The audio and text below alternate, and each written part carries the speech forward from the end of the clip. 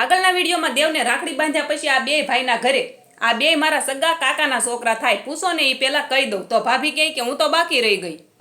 અને જમવાનું પણ મારે અહીંયા જ હતું, જમીન સીધા ઘરે, કેમ કે મારા બધા ભાઈને સાંજે મારા ઘરે જમવાનું હતું.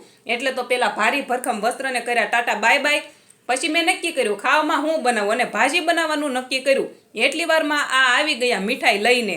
પછી આ એક ભાઈ બાકી રહી ગયો હતો રાખડી બાંધવામાં. તો આ ભાઈને એક મીઠાઈ આપીને બાકીની બધી મેં લઈ લીધી. અને આ પણ રેડી થઈ ગયું છે. અને આ છે ભાજી મેકર.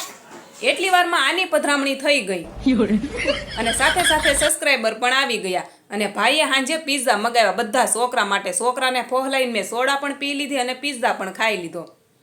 પછી બધાએ જમી લીધું. જમીન દેવ કહે કે મને પાછી રાખડી બાંધી દે. રાખડીનું તો બાનું હતું, આને મીઠાઈ ખાવી હતી.